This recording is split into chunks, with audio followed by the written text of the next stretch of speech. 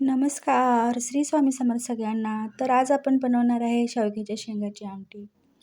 1 glass पाण्यामध्ये ह्या शेंगा आपल्याला शिजवून घ्यायच्या आहेत.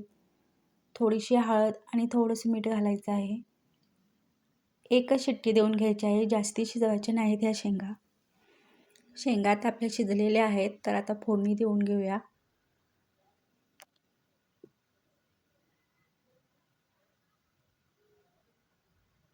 एक चमचा तेलामध्ये जिरे, मोहरी, कढीपत्ता, लसूण आपल्याला चांगला तांबूस रंग येऊपर्यंत भाजून घ्यायचा आहे.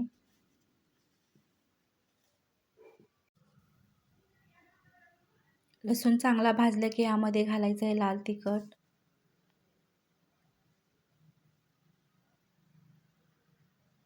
तर मी इथं वरणासाठी डाळ शिजवलेली होती, त्यातलीच 2 चमचे डाळ घालणार आहे ह्यामध्ये.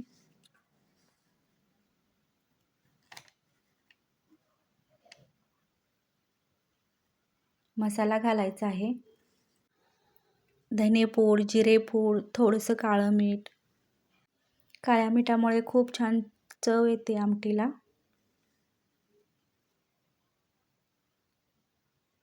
बारीक केलेली कोथिंबीर घालायची आहे आणि या शेवग्याच्या शेंगा घालायच्या आहेत. जेवढी आमटी बनवायची आहे तेवढं गरम पाणी करून घालायचं आहे यामध्ये.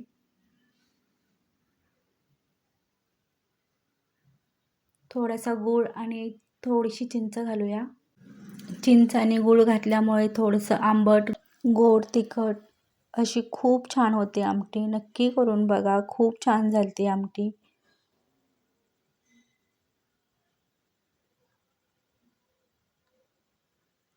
तर आता आमटी आपली तयार झालेली आहे आणि आता आपण या आमटीला तडका देणार आहोत.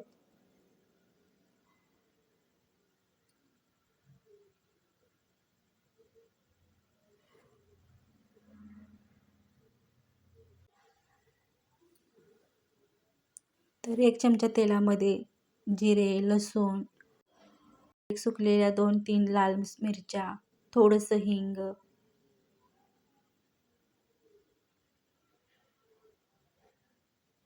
आणि अशी तडतडीत फोडणी दिली ना, खूप छान होते आमटी.